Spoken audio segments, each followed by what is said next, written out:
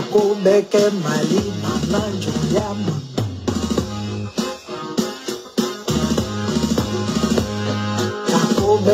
Kakobeke Mali Mama Joyama.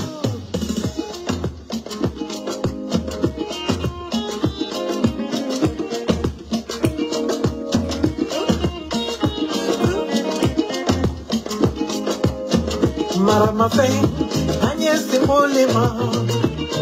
Il a passé la kalima konondo dese Simolina. Marama Feng, dese Simolina. Il a passé la kalima konondo dese Simolina. Muso chama kate mogela, kongo Marafeng edi.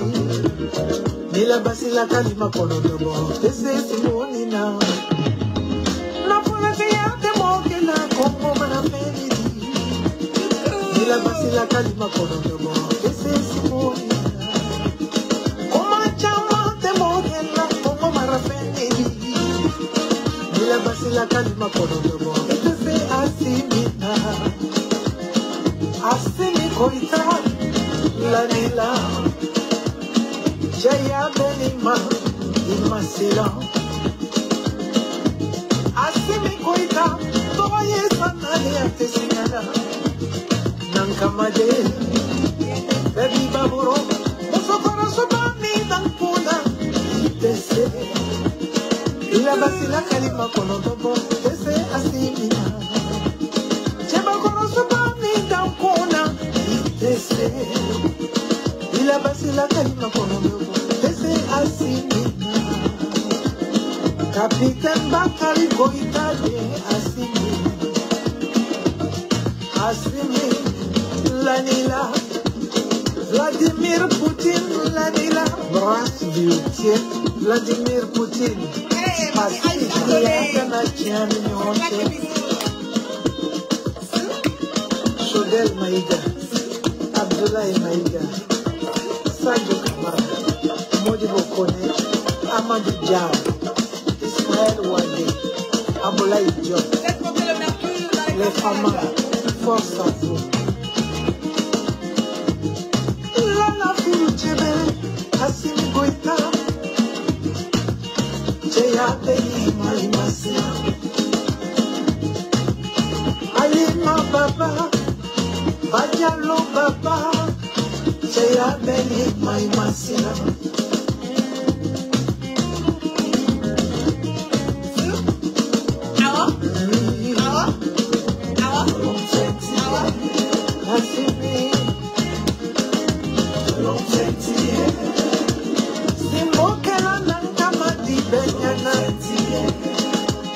Asimi Goita, Toye Sanade Atesinana, Goita, Yeto Sanyade, La Guinée Kaluko,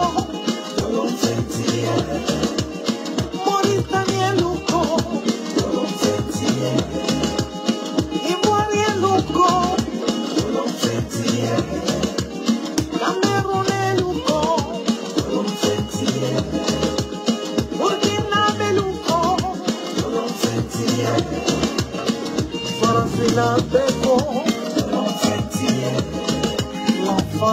l'enfant terrible, Assimi Goïta, fierté d'être africain, nous sommes fiers de ça. Pendant qu'on a volé, Malien on dit ça. Et dès qu'il y a Wallen, on a eu beau voir des gars. Affirmons, Malien on dit de faire. Pendant qu'on a volé. Maliba, oh yeah, Maliba, oh yeah, Assimi, oh yeah, Soro, oh yeah, oh la la la la la la la la la la la la la la. Coucou à tous, coucou à tous. Merci d'être connectés avec moi ce soir, c'est la guêpe. C'est toujours un plaisir d'être avec vous et toujours un plaisir de partager mes directs aimés. Baillement, donnez-moi une seconde. Voilà.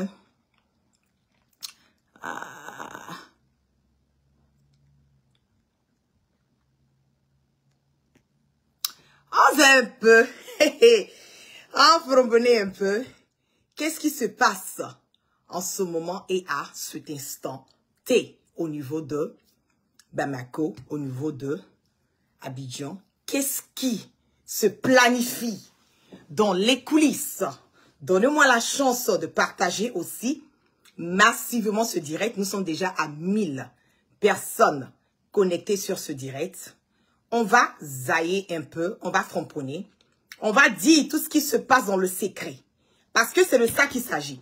Pourquoi est-ce que... Plaisir d'être avec vous et toujours un plaisir de partager. Comment on le dit, ces 3 dames soldates ont été libérées. Pourquoi on les a libérées? Il faut qu'on nous donne vraiment les vraies l'explication, les motifs, les raisons qui ont mené le gouvernement malien à libérer ces 3 soldates. Nous sommes déjà à 1000 personnes connectées. Partagez massivement le direct parce que je l'ai dit haut et fort que nous sommes en guerre de communication dont nous devons nous rassurer que les informations véhiculent sans crainte et surtout sans peur. Qu'est-ce qui se passe au niveau de Bamako? On a vu que ces derniers jours, il y a eu plein de, voilà, de va-et-vient. Voilà, au niveau de la Côte d'Ivoire, il y a eu certaines personnes, des délégués, voilà, au niveau de l'État ivoirien, veut maintenant changer la situation. Bien avant de commencer d'abord, on dit très bien que la charité bien ordonnée commence par soi-même. Je voulais vous demander de mettre assez de cœur pour mon leader générationnel Soro Kebafouri Guillaume, pour son discours historique, pour le fait qu'il a eu à gagner. Il est le président qui est à la tête de GPS, Génération et Peuple Solidaire. Une nouvelle manière de faire la politique autrement, mais faire la politique intelligemment. Congratulations, félicitations au leader générationnel Soro Kebafouri Guillaume, que le Dieu Tout-Puissant ait la main sur lui, qui continue de le guider dans le combat qu'il est en train de mener, qui continue de le guider dans la lutte qu'il est en train de mener, et que ce Dieu, ce Allah subhanahu wa ta'ala, préserve toujours mon leader générationnel Soro Kebafouri Guillaume. Comme je l'ai dit ces jours-ci, il y a eu beaucoup de choses qui se disent, voilà, au niveau comment on appelle, de la Côte d'Ivoire. Nous sommes passés à l'étape comment on appelle, des mercenaires qui ont été attrapés, qui ont été arrêtés à Bamako le 10 juillet dernier. Et maintenant, l'État de Côte d'Ivoire veut nous donner l'impression que non, voilà, ce ne sont pas des mercenaires. C'est une prise en otage que le gouvernement malien est en train d'imposer, voilà, comment on appelle, au gouvernement ivoirien. Mais les raisons pour lesquelles ces 3 dames ont été libérées, la guêpe avait une petite connaissance, voilà, de ces raisons. Mais je vais partager avec vous ici, je vais vous faire écouter quelqu'un qui en sait beaucoup aussi, je peux dire, parce que quand j'ai écouté ce monsieur, je vois qu'il en sait quand même un peu plus sur le côté de, comment on appelle, du Mali. Il sait un peu plus les raisons qui ont emmené les Maliens à libérer les 3 dames. Selon les informations que j'ai reçues et selon le direct que j'ai eu à regarder de ce monsieur, effectivement, ces dames n'étaient pas... Je vais vous laisser découvrir. Je vais vous laisser découvrir. Voilà, on va aller tout doucement avec... on va aller tout doucement. Ce n'est pas humain ce qui leur était réservé. Nous n'allons pas le dire, mais nous savons que les téléspectateurs comprennent. On va aller tout doucement. On va aller tout doucement et on va écouter ce qui a été dit concernant ces 3 dames. Donnez-moi une seconde, je vais...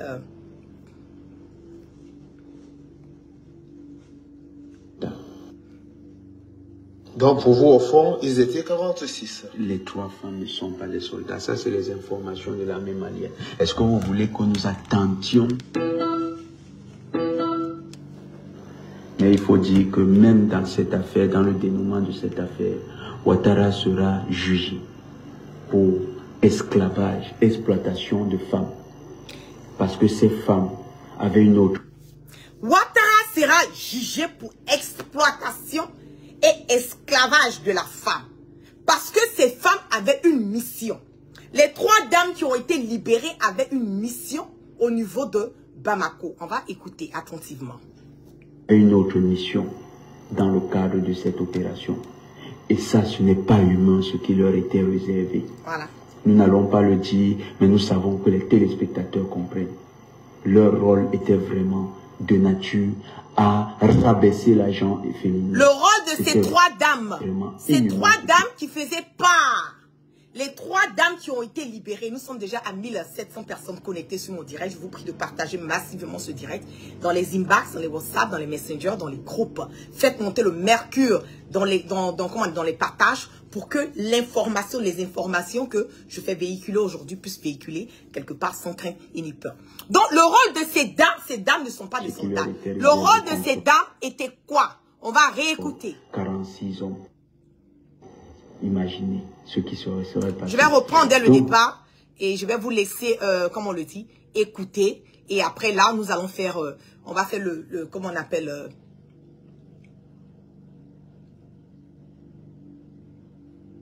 4 femmes. Voilà. Les 3 femmes n'étaient pas des soldats.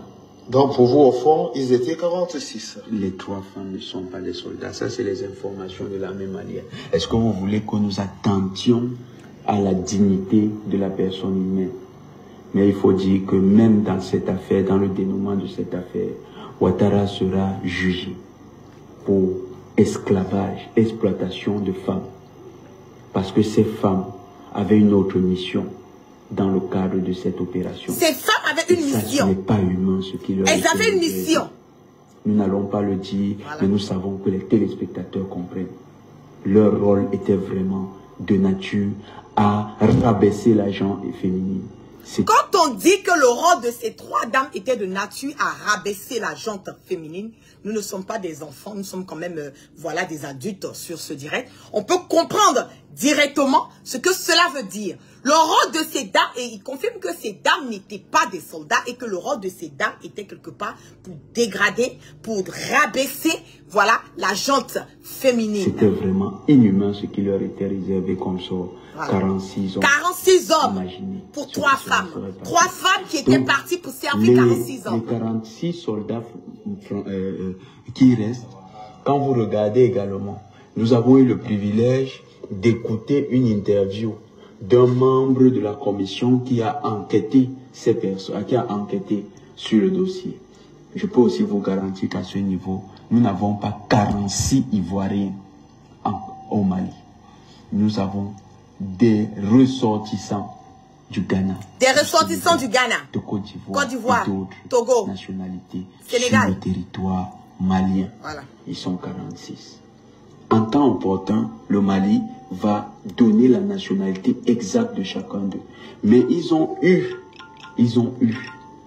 pour passer, puisque c'est une opération sous main, et notre frère Tapé Goubera l'a dit, puisque c'est une opération sous main, ils ont eu des passeports ivoiriens de circonstance. Mais tous, quand ils s'expriment, c'est dans des langues différentes. Et chacun a dit la vérité. C'est ça qui est le problème. C'est que les gens ne comprennent pas, c'est que les Maliens détiennent aujourd'hui, en ce moment et à cet instant, 46 mercenaires à leur disposition. Et ces 46 mercenaires-là, quand on a fait des outils et tout, on s'est rendu compte que il y a d'autres qui ne sont pas des Ivoiriens. Je l'ai dit dès le départ. Il y a des Maliens dedans, il y a des Sénégalais dedans, il y a des Libériens, il y a des Ghanéens, et il y a différentes langues, différents pays, nationalités. Et que les passeports qui l'ont été donnés, c'était les passeports, comment on appelle, de circonstance. Les 3 dames qui ont été emmenées ne sont pas de l'armée, ne sont pas, comme on le dit, ne sont pas allées en mission pour l'armée. Et ces dames sont allées pour servir les 46 personnes. Donc, vous voyez à quel point on vous dit qu'Alassane Dramane Ouattara... Chacun a dit sa vérité. Chacun a dit sa vérité. Ils ont même plus peur de rentrer en Côte d'Ivoire que de rester au Mali. Voilà. Ça, c'est la vérité. Ces hommes ont peur parce qu'ils savent... Ces hommes ont peur de rentrer. Et le fait qu'ils aient parlé engage leur sécurité. Et c'est pourquoi Madame Balé est en prison. Parce qu'elle a été au contact de ces personnes. Elle a vu l'identité réelle de ces personnes. Et elle est et elle dit, c'est dans les informations compromettantes dans l'État dont M. Ouattara a peur. Parce qu'il sait Pourtant, la Côte d'Ivoire veut la libération de ces soldats. Nous répétons, c'est une guerre de procuration. La Côte d'Ivoire n'est pas le commanditaire de cette opération. L'opération est juste un peu comme Zelensky en Ukraine. Les stratèges derrière, c'est l'OTAN et la Côte d'Ivoire, c'est le point de passage. C'est l'intermédiaire. Voilà. On leur fait écrire des textes et on leur fait porter. Donc, quelque part, si je vais faire le, comment on appelle, le briefing, voilà de ce qui a été dit. Alassane Draman Ouattara, il est dans la panique. Oui, Ouattara est dans la panique parce que Alassane Draman Ouattara aujourd'hui n'arrive pas à comprendre. Il ne s'attendait pas à cette réaction des Maliens. Il a cru que c'était quelque chose qu'il allait, comme on le dit, gérer facilement, rapidement, ni vu ni connu. Et nous allons passer à autre chose. Mais aujourd'hui, il se rend compte qu'il fait face à un homme avec un grand H. Un homme qui n'est pas prêt à abandonner. Un homme qui n'est pas prêt à laisser les choses passer. Un homme qui est prêt pour sa nation. Un homme qui est prêt à mourir. Assimi Goïta est prêt à mourir pour les Maliens. On va écouter encore ce que Entre Bamako et Abidjan, le ton est toujours aussi crispé sur le sort des soldats ivoiriens arrêtés. Le Mali se dit stupéfait que la Côte d'Ivoire saisisse la CEDEAO, alors qu'Abidjan parle de ses militaires désormais comme des otages. Quand les 3 femmes militaires ont été libérées, tout portait à croire que les choses allaient finir par s'arranger, optimisme qui paraît bien loin aujourd'hui, car de fait, il y a bien une chose que personne n'arrive à comprendre clairement. Dans quel cadre juridique et légal ces 49 soldats avaient-ils été envoyés à Bamako? Les Nations Unies, David Bachet, n'éclaircissent toujours pas le flou. Les Nations Unies avaient d'abord assuré que les soldats ivoiriens arrêtés bénéficiaient du statut NSE, des troupes qui ne font pas partie de la MINUSMA, mais qui lui viennent en soutien, avant quelques jours plus tard de faire machine arrière. Donc les Nations Unies ont déjà confirmé que ces gens ça ne font pas partie de la MINUSMA. C'est déjà net, clair et limpide là-dessus. Depuis, les Nations Unies ont expliqué que les soldats ivoiriens intervenaient bien dans le cadre onusien pour assurer la sécurité à la base des NSE allemands à Sénou, l'aéroport de Bamako, mais sans préciser clairement dans quelles conditions. Voilà. Ni l'Allemagne, ni son sous-traitant SAS Intensité n'ont reconnu avoir de contrat avec les... L'Allemagne reconnaît ne pas avoir de contrat avec ces gens qui sont allés au niveau de Bamako. Donc, c'est déjà aussi clair, net et... Soldats ivoiriens arrêtés, ce que la MINUSMA a confirmé. Si la Côte d'Ivoire reconnaît des manquements et des incompréhensions, elle continue de marteler que c'est bien dans le cadre d'un soutien à la MINUSMA que ces 49 militaires ont été envoyés à Bamako, et en aucun cas pour déstabiliser le Mali. Des dysfonctionnements administratifs semblent donc bien à l'origine de leur arrestation, mais la nature de ces dysfonctionnements n'a jamais été clairement dévoilée par les Nations Unies. Un cadre onusien directement impliqué déplore que les Nations Unies ne prennent pas leur part de responsabilité. Nous avons lâché les Ivoiriens en plein vol, estime cette source. Oh, ils ont lâché les Ivoiriens en plein vol. Qui a lâché les Ivoiriens en plein vol? Chacun cherche sa tête, je le dis, quand il pleut là, chacun attrape son parapluie, chacun cherche sa tête. Qui a lâché les Ivoiriens en plein vol? Dévoilé par les Nations Unies. Un cadre onusien directement impliqué déplore que les Nations Unies ne prennent pas leur part de responsabilité. Nous avons lâché les Nations Unies ne prennent pas leur part de responsabilité veut dire quoi? Que les Nations Unies faisaient part du coup qui a été planifié par Ouattara. C'est ce qu'on essaie de nous faire comprendre. C'est pas la guerre qui a dit, hein. Je répète ce qui a été dit. L'origine de leur arrestation, mais la nature de ces dysfonctionnements n'a jamais été clairement dévoilée par les Nations Unies. Un cadre onusien directement impliqué déplore que les Nations Unies ne prennent pas leur part de responsabilité. Nous avons lâché les Ivoiriens en plein vol, estime cette source. En tout état de cause, en l'absence de clarification définitive des Nations Unies, le Mali peut continuer d'affirmer qu'aucune base légale ne vient justifier la présence des soldats ivoiriens toujours détenus. Le Mali et ses 2 militaires français qui ont été Ok. Donc, on est encore dans cette histoire. Je l'ai dit au effort, j'ai dit, affaire d'Assimi Goïta là. Vous n'avez pas encore compris que ce monsieur-là, il n'est pas prêt à abandonner ce combat. Vous n'avez pas compris qu'il n'est pas prêt à laisser tomber cette histoire. Vous n'avez pas compris le communiqué de ce que le gouvernement malien a eu à dire. Si vous n'avez pas compris, je vais vous faire écouter. À la sécurité nationale et à la sûreté extérieure de l'État. Le gouvernement de la transition rappelle à l'opinion publique nationale et internationales que par communiqué numéro 034 du 11 juillet 2022, il a expliqué en détail les conditions illégales dans lesquelles ces forces étrangères, dont une trentaine de forces spéciales, sont arrivées au Mali en possession d'armes et de munitions de guerre, sans ordre de mission ni autorisation, tout en dissimulant les identités et leur profession réelle de militaires, ainsi que l'objet précis de leur présence sur le sol malien. En outre, contrairement à la déclaration des autorités ivoiriennes, la MINUSMA, officiellement saisie du statut de ces militaires par le ministère des Affaires étrangères et de la coopération internationale, avait clairement indiqué dans sa note verbale référencée MINUSMA bar PROT bar NV bar 226 bar 2022 du 27 juillet 2022 que ces soldats ne faisaient pas partie des éléments nationaux de soutien.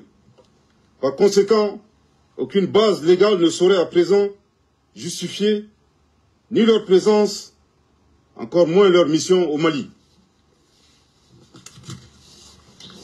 De même, le directeur en charge des questions africaines au ministère des Affaires étrangères et de la coopération internationale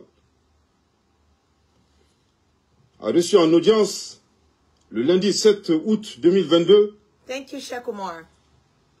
le directeur en charge des questions africaines au ministère des Affaires étrangères de la République fédérale d'Allemagne. Ce dernier avait clairement indiqué qu'aucune agence allemande, encore moins le gouvernement, n'avait de lien contractuel avec les éléments ivoiriens arrêtés à l'aéroport. Voilà. Par conséquent, son pays n'avait rien à voir, ni de près, ni de loin, avec ces personnes arrêtées.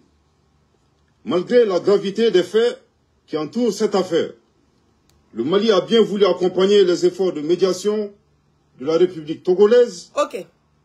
On va repartir encore si c'est ce que les Maliens disent. Je vais faire passer. Voilà. Souligne que c'est exclusivement en sa qualité de président du Conseil supérieur de la magistrature que le colonel Assimi Goïta, président de la transition chef de l'État, a indiqué à la partie ivoirienne la nécessité de considérer la situation de certains Maliens objet de mandats d'arrêt internationaux. C'est cette attitude responsable du président de la transition qui a été malheureusement perçue par les gouvernements ivoiriens d'avoir transformé un dossier judiciaire en une crise diplomatique et par conséquent de saisir la CEDEAO. Le gouvernement de la transition souligne qu'il n'est nullement concerné par cette procédure devant l'instance communautaire. Aussi, il indique à la CEDEAO que l'affaire des 49 tirades, il met en garde contre toute instrumentalisation de la CEDEAO par les autorités ivoiriennes pour se soustraire de leurs responsabilités vis-à-vis du Mali. Le gouvernement de la transition, tout en réitérant son attachement à la paix, à la sécurité et aux relations séculaires de bon voisinage, précise que pour le respect de sa souveraineté, sa sécurité nationale et aux intérêts vitaux de son peuple, il ne cédera à aucun chantage ou intimidation. Voilà. Que Dieu bénisse le Mali. Donc c'est de ça qu'il s'agit. Allez dire à Alassane Draman Ouattara que les Maliens disent, le gouvernement malien dit que les intimidations et les chantages, ils n'en ont que dalle, ils sont pas de ça. On a attrapé certaines personnes qui sont en train de parler, qui parlent haut et qui parlent fort. C'est ça qui est la vérité. Les 49 mercenaires qui ont été arrêtés, les 3 dames qui ont été relâchées là, ils ont cru que c'était une manière de dire, ah oui, parce qu'on a relâché ces 3 dames, donc normalement, si on a pu les laisser, donc on doit laisser les autres. Mais ce que vous oubliez, c'est que le gouvernement malien savent pourquoi est-ce qu'ils ont relâché ces 3 dames. Ils savent. Et selon ce que le monsieur a dit et les informations que j'ai reçues, ces 3 dames étaient allées en mission pour servir ces 46 autres mercenaires. Donc, je suis sûre et certaine que les Maliens ont eu pitié. Voilà. Les Maliens ont eu pitié. Ils ont relâché ces dames parce qu'ils savaient très bien le rôle de ces femmes. Même les femmes qui ont été arrêtées, allez-y leur demander quel était leur ordre de mission. Au lieu de rester là en train de faire des verbages creux sur les réseaux sociaux, en train de blâmer, voilà, les Maliens et autres, allez demander. Allez demander à ces dames quelle était leur vraie mission. Si elles peuvent le dire. Qu'elles disent quelle était leur mission au niveau de Bamako. C'est de ça qu'il s'agit. L'ONU dit qu'ils ne reconnaissent pas. La MINUSMA dit qu'elle ne reconnaît pas. Donc maintenant, Alassane Draman Ouattara nous parle d'otages. Otages, c'est dans quel sens? Mais moi, je le dis, s'il est fâché là, qu'il parte. Qu'il parte à Bamako. S'il est trop fâché là, qu'il parte à Bamako pour aller régler ce problème. Et aujourd'hui, on nous dit que Alassane Draman Ouattara, par le grand enquêteur Chris Yapi, nous dit qu'Alassane Draman Ouattara a été convoqué à un conseil, un conseil national de sécurité restreint. Et ce conseil national de sécurité restreint a été convoqué pourquoi? Quel a été le but? C'est de ça que nous allons parler. Don't buy another pair of glasses until you've seen what this new invention. On va nous dire quel est le but.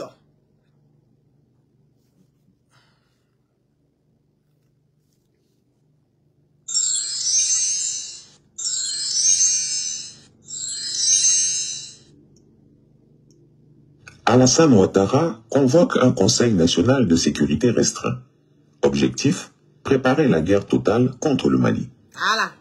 Alassane Ouattara, en pleine hystérie, a convoqué un conseil national de sécurité restreint, ou plutôt devrais-je dire un conseil de guerre, en prélude à la session extraordinaire du Conseil national de sécurité, comme annoncé dans ma publication intitulée « Grave danger de guerre, Côte d'Ivoire-Mali ».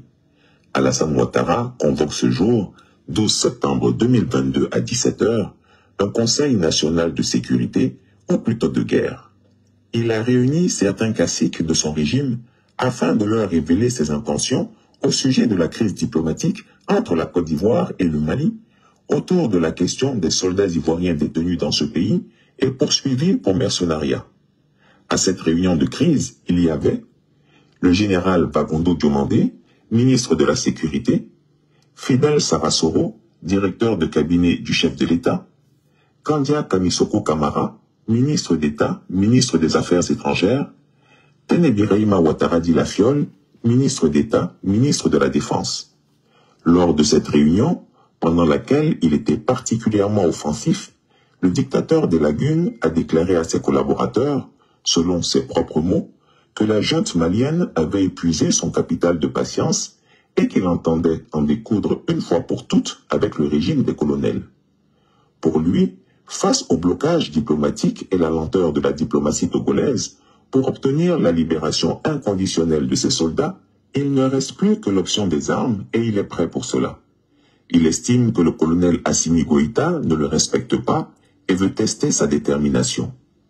Pour lui, il n'est pas question que le dirigeant illégitime d'un État en faillite se mesure à lui et pour laver cet affront, il est prêt à faire tonner les armes et tant pis si le sang doit être versé pour laver son honneur. Vous écoutez? À l'inquiétude évoquée par ses visiteurs surpris d'une telle annonce et anxieux des conséquences d'un conflit qui sera nécessairement long, pénible et forcément sanglant, Alassane Ouattara les a rassurés en déclarant qu'il aurait le soutien de la France et de plusieurs pays de la sous-région.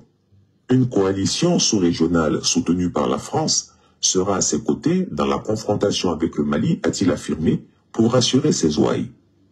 En effet, le dictateur des Lagunes avait discrètement missionné la semaine dernière son petit frère, Tenebiraima Ouattara Dilafiol, à Paris, pour ficeler toute l'opération militaire avec les autorités françaises.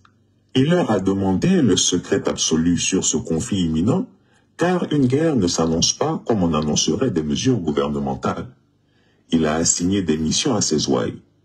Ainsi, leur a-t-il demandé d'immédiatement mobiliser la jeunesse du RHDP, afin que celle-ci monte dès à présent au créneau pour chauffer à blanc l'opinion publique nationale. Il faut que les jeunes du parti au pouvoir fassent monter le mercure et exigent que le gouvernement réagisse. Christian Pita paye droit d'auteur. Hein. Faites monter le mercure là, ça c'est pour la guêpe. Donc tu vas payer droit d'auteur pour avoir utilisé voilà mon code quoi. Voilà, même si tu es mon chéri Coco. On sauvait l'honneur de la Côte d'Ivoire.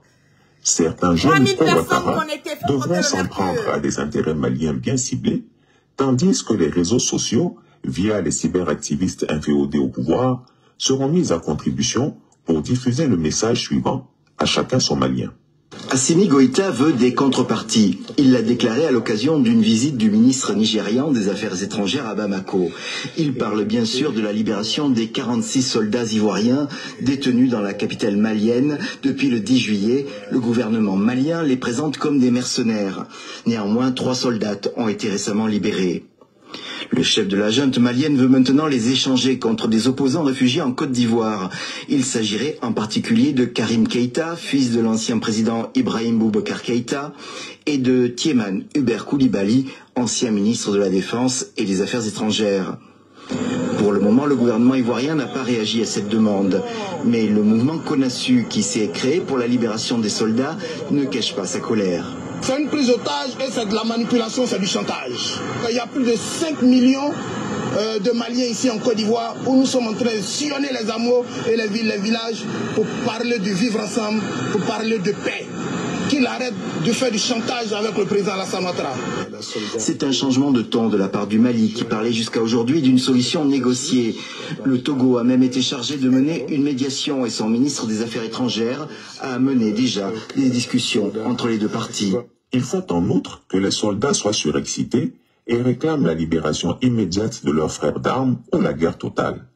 Une campagne de communication sera mise en place pour accuser Guillaume Soro de manipuler la junte malienne et de la pousser à la confrontation avec le régime d'Alassane Ouattara. Bon, déjà, désolé pour le mot que je vais utiliser, mais moi j'estime en tout cas que le gouvernement mali est un gouvernement de voyous, parce que moi j'estime qu'ils sont en train de jouer en fait sur le... Même des poclés insultent le gouvernement malien. Et il y a des personnes qui sont en train d'être payées. L'argent du contribuable, on vous dit que la vie est chère là. Mais Ouattara utilise l'argent du contribuable pour payer des cyberactivistes pour venir faire intoxiquer les gens sur les réseaux et mentir et révolter. Mais je vous dis, les Maliens sont sereins, ils vous attendent là-bas.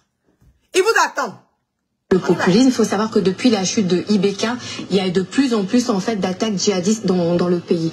Donc ils utilisent en fait la situation actuelle, c'est-à-dire le fait d'emprisonner nos 49 soldats pour pouvoir faire digression en fait sur ce qui est en train de se passer dans leur état au Mali. C'est-à-dire que pour se montrer comme étant un gouvernement fort et qui lutte en fait, en tout cas pour le bien-être de ces populations. Donc du coup, le fait d'avoir comment dirais-je, introduit la justice sur nos 49 soldats, c'est comme si en fait il se présentait comme étant un État fort, donc qui lutte pour donc la stabilité du pays en indexant donc la Côte d'Ivoire. Ce qu'il faut savoir aussi, c'est que Guillaume Soro est l'un des conseillers de la junte malienne aujourd'hui. Donc oui. Ah bon? Donc oui. Bon, en tout cas, les indiscrétions disent que Soro Guillaume est donc un des conseillers de la... Bon, si Soro Guillaume est un des conseillers de la junte malienne, vous dites que Soro Guillaume est un des conseillers. Mais quand on a libéré les 3 dames là, je n'ai pas vu quelqu'un en train de dire merci à Soro qui va fourrir Guillaume. Vous voyez l'hypocrisie? Vous dites que c'est lui qui conseille la junte malienne. Bon, maintenant qu'on a libéré vos 3 mercenaires soldats là, pourquoi est-ce que vous n'avez pas dit merci à Soro Guillaume? Dites merci à Soro Guillaume. Puisque c'est lui qui est le conseiller. Si lui dit on fait pas, c'est ce que vous voulez nous donner l'impression que c'est lui qui dit aux Maliens de faire ce qu'il doit faire. Mais maintenant qu'on a libéré, dites merci à Soro Guillaume, on va avancer. De la junte malienne, donc ce qui fait que la situation est assez délicate et qu'il faut qu'elle se joue en fait à un niveau politique également. Ce qu'il faut savoir, c'est que le fait de retenir donc nos 49 soldats chez eux, ça peut grogner aussi en caserne chez nous. Voilà, parce qu'on retient en fait de l'autre côté leurs frères d'armes. Donc en fait, c'est peut-être une stratégie politique aussi pour emmener l'État ivoirien à agir violemment contre l'État malien, et finalement on va se retrouver en guerre avec un de nos voisins, qui serait totalement inadmissible. On dit guerre là, on a qu'à se dire la vérité. Hein. Si les Ivoiriens veulent aller en guerre, les Maliens là, je le dis haut et fort, je dis que ça ne va même pas arranger les Ivoiriens. Le Mali d'aujourd'hui là, c'est pas le Mali d'hier. Je vous ai déjà dit ça. Coucou ma maman Curtis. Le Mali d'aujourd'hui là, c'est pas le Mali d'hier. Le Mali d'Assimi n'est pas le Mali de Ibeka. Donc vos histoires de vouloir parler de guerre là, ça ne va pas nous arranger. Parce que tout ce qu'on a là, c'est guerre, ça ne nous appartient même pas. Je le dis ouais, fois, ne regardez pas ce qu'on fait à la fête de l'indépendance pour penser qu'on a tous ces armes. On n'a pas, c'est pas pour